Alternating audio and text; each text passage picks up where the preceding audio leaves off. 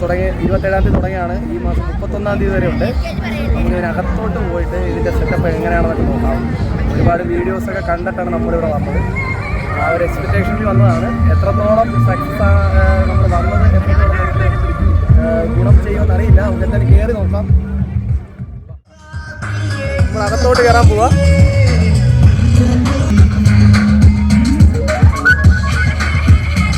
പിടിയാ പിടിയാ പിടിയാ.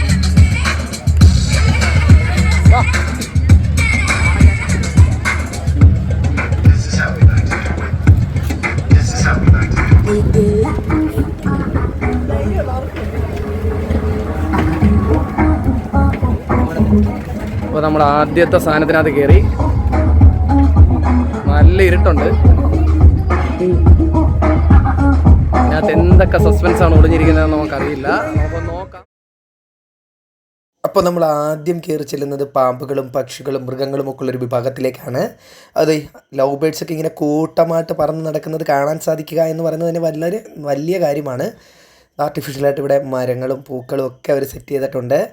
ഇനി നമ്മൾ നേരെ ചെന്ന് കയറി ആദ്യം പോകുന്നത് പാമ്പുകളുടെ സെക്ഷനിലേക്കാണ് കേട്ടോ.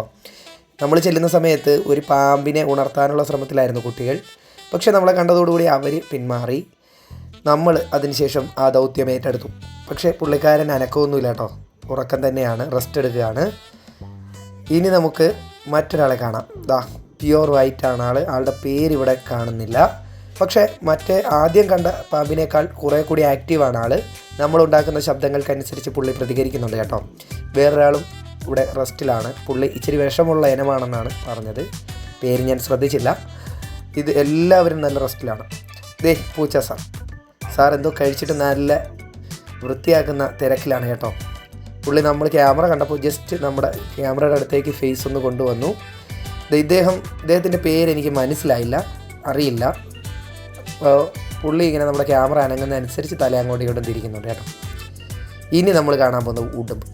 പുള്ളിയും ഉറക്കത്തിലാണ്. ഞാൻ നേരത്തെ പറഞ്ഞല്ലോ, എല്ലാവരും റെസ്റ്റ് എടുക്കുന്ന സമയത്താണ് നമ്മൾ വന്നത്. അപ്പോൾ പുള്ളിയും നല്ല ഉറക്കത്തിലാണ്. എനിക്ക് പണ്ട് തൊട്ടുള്ളൊരാഗ്രഹമാണ് ഉടുമ്പിനെ തൊടണം, പിടിക്കണമെന്നുള്ളത്. അപ്പോൾ എല്ലാവർക്കും അത് കാണുമല്ലോ. അപ്പോൾ ഞാൻ പുള്ളി അറിയാതെ പുള്ളിയുടെ വാലിലൊന്നും ഇങ്ങനെ പിടിച്ച് വലിച്ചു. പക്ഷെ അതൊന്നും അദ്ദേഹം അറിയുന്നില്ല. നമ്മൾ പിന്നെ ചെന്നതും പാമ്പുകളുടെ ഒരു വിഭാഗത്തിലേക്കാണ്. അവിടെ പാമ്പും ലവ് ബേഡ്സും നമുക്ക് ഇഷ്ടമുള്ള മൃഗങ്ങളെ, പാമ്പിനെ ആയാലും തത്തയായാലും ലവ് ബേഡ്സിനെ ആയാലും എന്തിനെ ആയാലും നമുക്ക് കയ്യിലെടുത്ത് വെക്കാം. 50 രൂപയാണ് കേട്ടോ പാസ്. അപ്പോൾ നമ്മൾ പാമ്പിനെ എടുക്കാൻ ഉള്ള തീരുമാനത്തിലാണ് എത്തിയത്. പാമ്പിനെ എടുക്കുന്നതിൽ ചെറിയൊരു പേടിയുണ്ട്. എങ്കിൽ പോലും ആ പേടിയൊക്കെ ഉള്ളിൽ മറച്ച് വെച്ചുകൊണ്ട് ആഗ്രഹം നടപ്പിലാക്കാനുള്ള ശ്രമത്തിലാണ് ഞാൻ. അപ്പോൾ ഞാൻ അതിനു മുമ്പായിട്ട് അവരോട് ചോദിച്ചു, ഇതിൽ എന്തെങ്കിലും പണി കിട്ടുമോ, കടിക്കുമോ എന്നൊക്കെ ചോദിച്ചു. പക്ഷെ അവർ എനിക്ക് അതിനുള്ള ധൈര്യം തന്നു. അങ്ങനെ ഒരു പ്രശ്നം ഉണ്ടാവില്ല, ധൈര്യമായിട്ട് എടുത്ത് വെച്ചോളൂ എന്ന് പറഞ്ഞു. വെക്കുന്നത് വരെ ആ ഒരു പേടി ഉണ്ടായിരുന്നു. പക്ഷേ വെച്ച് കഴിഞ്ഞപ്പോൾ ആ പേടിയൊക്കെ അങ്ങ് മാറി. ആൾ നമ്മളുമായിട്ട് നല്ല ഫ്രണ്ട്ലി ആയി. പക്ഷേ ഇടയ്ക്കൊക്കെ ഇങ്ങനെ ഞാൻ സംസാരിക്കുന്നതനുസരിച്ച് എൻ്റെ ഫേസിലേക്ക് ഇങ്ങനെ കറങ്ങി തിരിഞ്ഞൊക്കെ പുള്ളി നോക്കുന്നുണ്ട്. അപ്പം ഞാൻ ചോദിച്ചു, ഇത് വീണ്ടും എനിക്കൊരു പേടിയായി. കാര്യം ആൾ തല ഇങ്ങനെ കറക്കി ആ പാമ്പ് നമ്മുടെ നേരെ ഇങ്ങനെ എൻ്റെ ഫേസിലോട്ടൊക്കെ നോക്കുന്നുണ്ട്. അപ്പോൾ എനിക്ക് ഇച്ചിരി പേടിയുണ്ടായി. ഞാനത് വീണ്ടും അവനോട് ചോദിച്ചു. അപ്പോൾ പുള്ളിക്കാരൻ പറഞ്ഞില്ല, അങ്ങനെ പ്രശ്നമൊന്നുമില്ല, ഒന്നും ചെയ്യില്ല എന്ന് പറഞ്ഞു. അപ്പോൾ 50 രൂപയാണ് കേട്ടോ ഇത് എടുക്കുന്നതിന്, ഇതിനെയൊക്കെ കയ്യിലെടുക്കുന്നതിനായിട്ട്. അപ്പോൾ ഇടയ്ക്ക് ഇങ്ങനെ നോക്കുമ്പോൾ എനിക്ക് പേടി ഉണ്ടെങ്കിലും ഞാനത് പുറത്ത് കാണിച്ചില്ല. അപ്പോൾ നമ്മളിതിനെടുത്ത് കൈ വെച്ചപ്പോൾ നമ്മുടെ കൂടെ ഉണ്ടായിരുന്നവരും നമ്മുടെ തൊട്ട് ഫ്രണ്ടിൽ നിന്നവരും ഒക്കെ കുറച്ച് പുറകിലേക്ക് മാറി കേട്ടോ. അങ്ങനെ കുറേ നേരം അത് പാമ്പിനെ ഇങ്ങനെ കയ്യിൽ വെച്ച് കളിപ്പിച്ചു. ഞാനപ്പോൾ ഇത് തിരിച്ച് കൊടുത്താലോ എന്നുള്ളൊരു ആലോചനയിലായി. കാര്യം നമ്മുടെ ആഗ്രഹം നടന്നല്ലോ. ഇടയ്ക്ക് കൊണ്ടുപോയിക്കോട്ടെ എന്ന് ചോദിച്ചു. അപ്പോൾ പറഞ്ഞ് കൊണ്ടുപോകരുത്, കൊണ്ടുപോകാൻ തരില്ല, കൂടെ ഞങ്ങളില്ലെങ്കിൽ പ്രശ്നമാകും എന്ന് പറഞ്ഞു. അപ്പോൾ ഞാനെന്തായാലും ഊരി എടുത്തോളൂ എന്ന് പറഞ്ഞു. അപ്പോൾ എടുത്തു കഴിഞ്ഞപ്പോൾ വീണ്ടും പറഞ്ഞു, അല്ലെങ്കിൽ കുറച്ച് നേരം കൂടി കൈ ഇരിക്കട്ടെ എന്ന് പറഞ്ഞിട്ട് കൈ തന്നിട്ട് പുള്ളി അവിടെ നിന്ന് അങ്ങോട്ട് മാറിപ്പോയി. അങ്ങനെ നമ്മൾ പാമ്പുമായുള്ള സർക്കസിന് ശേഷം നമ്മുടെ കൂടെയുള്ളൊരു കക്ഷിക്ക് ഈ തത്തയെ ഒന്ന് കയ്യിലെടുക്കണമെന്നുള്ള ആഗ്രഹം പറഞ്ഞു. അപ്പോൾ നമ്മൾ വിചാരിച്ചു എങ്കിൽ അങ്ങനെ ആകട്ടെ. അങ്ങനെ നമ്മൾ പാമ്പിനെ തിരിച്ചേൽപ്പിച്ചു. പിന്നെ തത്തയെ കയ്യിലെടുത്തു. തത്തയ്ക്ക് ഉമ്മ കൊടുക്കാൻ പോയിട്ട് 2-3 കടിയൊക്കെ പുള്ളിക്കാരിക്ക് കിട്ടിയിട്ടുണ്ട്. പുള്ളിക്കും ഇതിനെ വീട്ടിൽ കൊണ്ടുപോകണമെന്നൊക്കെ ഉണ്ടായിരുന്നു, പക്ഷേ കിട്ടിയില്ല. പിന്നീട് നമ്മളിതാ പോകുന്നത് അവതാറിൻ്റെ സെറ്റിലേക്കാണ് കേട്ടോ. നമ്മൾ അവതാർ സിനിമയിൽ കണ്ട ഏകദേശം പ്രധാനപ്പെട്ട കാര്യങ്ങളെല്ലാം ഇവിടെ ഇങ്ങനെ അവർ ആർട്ടിഫിഷ്യലായിട്ട് സെറ്റിട്ട് വെച്ചിട്ടുണ്ട്. അപ്പോൾ നമ്മളിങ്ങനെ അതിലൂടെ നടന്ന് കയറിപ്പോകണം. ഒരു സെക്ഷനിൽ നമുക്ക് 5 മിനിറ്റാണ് കേട്ടോ അനുവദിച്ചിരിക്കുന്നത്. അപ്പോൾ നമ്മളിങ്ങനെ നടന്ന് ചെന്നു. ആദ്യം നമ്മൾ നോട്ടം ചെന്നുടക്കിയത് ഇദ്ദേഹത്തിലാണ്. പുള്ളിയാണ് ഇതിലെ മെയിൻ അട്രാക്ഷൻ എന്ന് പറയുന്നത്, അവതാറിലെ സൂപ്പർ സ്റ്റാർ. അപ്പം നമ്മൾ പുള്ളിയുടെ ഒരു അടുത്ത് നിന്നൊക്കെ ഒരു ഫോട്ടോ എടുത്തു, കുറേ ഫോട്ടോസൊക്കെ എടുത്തിട്ടുണ്ട്. അത് കഴിഞ്ഞ് അങ്ങോട്ട് ചെല്ലുന്തോറും അവതാറിലെ ഓരോ ജീവികൾ നല്ല ജീവസുറ്റ രീതിയിൽ അവർ ചെയ്തു വെച്ചിട്ടുണ്ട്. പിന്നെ ഇതിനകത്തുള്ള ഒരു ഏറ്റവും വലിയൊരു കാര്യമെന്ന് പറയുന്നത് ആ ലൈറ്റ് സെറ്റപ്പും ആ ഒരു ആംബിയൻസും തന്നെയാണ് നമ്മളെ ഏറ്റവും കൂടുതൽ അവിടെ പിടിച്ചു നിർത്തുന്നത്.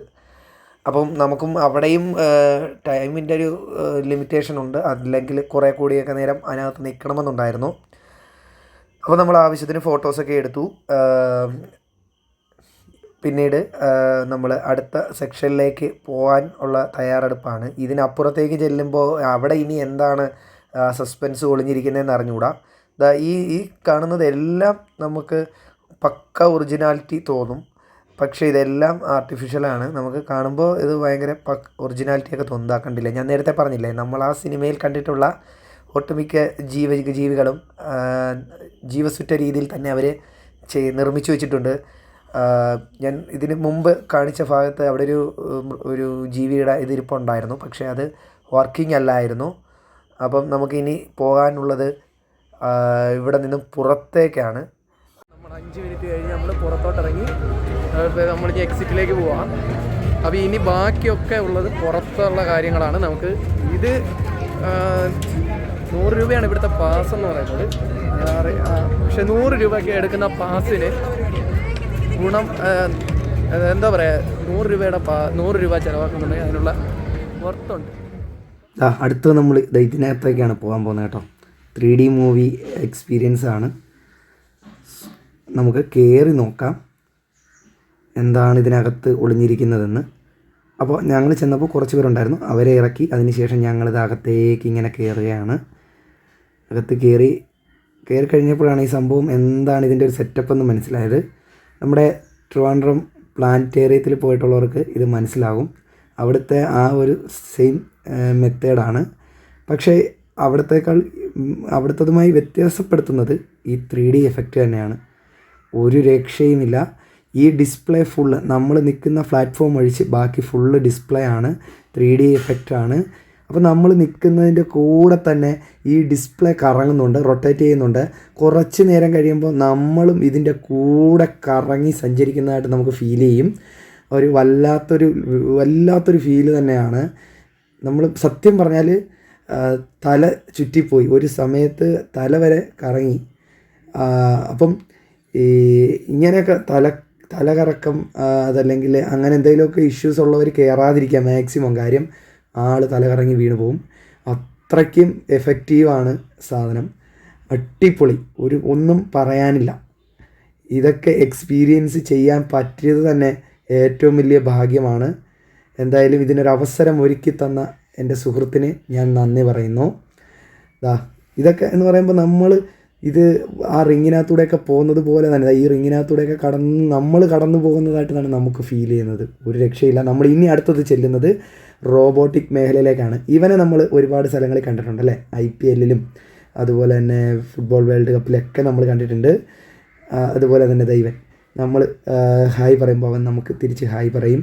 അതുപോലെ ഷേക്ക് ഹാൻഡ് തരും, എല്ലാ പരിപാടിയും ചെയ്യും. നമ്മൾ പുറത്തേക്ക് ഇറങ്ങിയിരിക്കുകയാണ്. ഇനി പുറത്തുള്ള കാഴ്ചകളാണ് അടുത്തത്. പുറത്തുള്ള കാഴ്ചകളാണ് നമ്മളിനി പോകാൻ പോകുന്നത്. എന്താണ്, സ്കൈ ഡൈനിങ് എന്ന് പറയുന്ന ഒരു പരിപാടിയിലേക്കാണ് കേട്ടോ. ഫെസിലിറ്റീസ് എന്തൊക്കെയാണെന്ന് നമുക്ക് കണ്ടറിയാം. ഇറങ്ങിയവരൊക്കെയാണ്. എന്ത് പറ്റിയത്? ഇതിന് മുമ്പ് ഇങ്ങനെ കറങ്ങുന്നത് ഇന്ത്യ വിട്ട് ഉപഗ്രഹം കറങ്ങുന്നത് മാത്രമേ കണ്ടിട്ടുള്ളൂ. ഡൈനിങ് എന്ന് പറയുന്ന പരിപാടിയിലാട്ടോ നമ്മൾ ഇത് കണ്ടിട്ടാണ് നമ്മൾ ഈ പരിപാടിയിലേക്ക് ഇവിടെ വന്നത്. പരിപാടി ഒന്ന് എക്സ്പ്ലോർ ചെയ്യണമെന്ന് ഭയങ്കരമായ ആഗ്രഹം ഉണ്ടായിരുന്നു. അപ്പോൾ നമ്മളിതാ കയറി. ഇത് എങ്ങനെയാണെന്നുള്ളത് ഇനി നമ്മൾ കാണിച്ചു തരാം. നമ്മൾ കയറി സീറ്റിലിരുന്നുണ്ട്.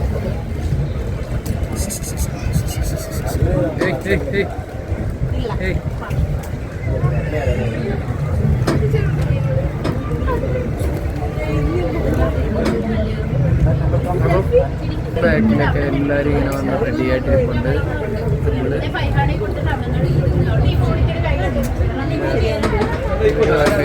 അതാണ് നമ്മുടെ ടീം. നമുക്ക് ഇതിനകത്ത് എന്തൊക്കെയാ സെറ്റപ്പ് എന്ന്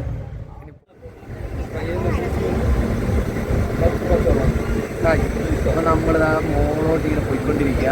സ്റ്റാർട്ട് ചെയ്തിട്ടുണ്ട്. എന്തോ ഒരു ഫീൽ ഇങ്ങനെ കാലിലൊക്കെ ഒരു ചെറിയ തരിപ്പ് പോലെയൊക്കെ തോന്നുന്നില്ല. എന്തായിരിക്കും നമുക്ക് അറിയാൻ കണ്ടറിയണം എന്താണ്. പുള്ളിക്കാരി നന്നായിട്ട് പേടിച്ചിട്ടുണ്ട് കേട്ടോ. പുള്ളിക്കാരി മതി മതി എന്നൊക്കെ പറയുന്നുണ്ട്.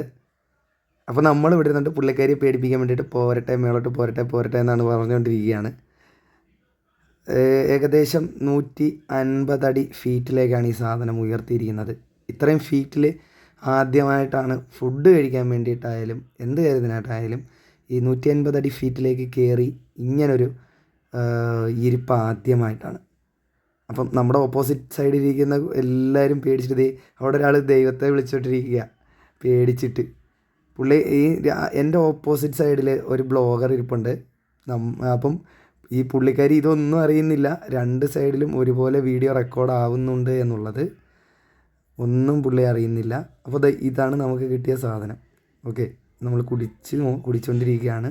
നമുക്ക് കിട്ടിയിരിക്കുന്നത് ഒരു ജ്യൂസും അതിൻ്റെ കൂടെ ഒരു ചെറിയ ഡാർക്ക് ഫാൻറ്റസിയുടെ ബിസ്ക്കറ്റുമാണ് എല്ലാവർക്കും തന്നിരിക്കുന്നത്. അത് ഓരോ ടൈമിലും ഈ ഒരു എന്താ പറയുക ഈ ഒരു സംഭവം മാറിക്കൊണ്ടേയിരിക്കും. പല ടൈമിലും പല സാധനങ്ങളായിരിക്കും നമുക്ക് കഴിക്കാനായിട്ട് അവിടെ വരുന്ന സ്നാക്സ് എന്ന് പറയുന്നത്. ഇത് കണ്ടില്ലേ, ഒരു 360 വ്യൂ ആണ്. ഒരു സൈഡിൽ കടൽ, മറ്റൊരു സൈഡിൽ നമ്മുടെ ബൈപ്പാസാണ് കടന്നു പോകുന്നത്. എല്ലാവരും ചെറിയൊരു ബിസ്ക്കറ്റും അതിനോട് ഒരു കോളം കിട്ടിയിട്ടുണ്ട്. കുഴപ്പമില്ല, ജ്യൂസാണ്. ഒരു വല്ലാത്തൊരു എക്സ്പീരിയൻസ് ആണ്. ലൈഫിൽ ഇങ്ങനെ എക്സ്പീരിയൻസ് ചെയ്യാൻ പറ്റുമെന്ന് വിചാരിച്ചല്ല. 135+ ഇവിടുത്തെ ഹൈറ്റ്. ഈ ഹൈറ്റിലൊക്കെ ഇരുന്നിട്ട് ഇങ്ങനെ ഫുഡ് കഴിക്കാൻ പറ്റുക എന്ന് പറയുന്നത് വളരെ വലിയൊരു സന്തോഷമുള്ള കാര്യം. വന്നില്ലായിരുന്നെങ്കിൽ നഷ്ടമായി പോയാൽ. അപ്പോൾ വരാത്തവർ ആരെങ്കിലും ഉണ്ടെങ്കിൽ ജനുവരി 11-ാം തീയതി വരെയാണ് എൻ്റെ ഡേറ്റ്. അപ്പോൾ ജനുവരി 11 എപ്പോൾ വേണമെങ്കിലും വരിക, എല്ലാവരും എക്സ്പ്ലോർ ചെയ്യുക. ഓക്കെ, ഒരു വീഡിയോ കാണുന്നവരേക്കും ബൈ ബൈ.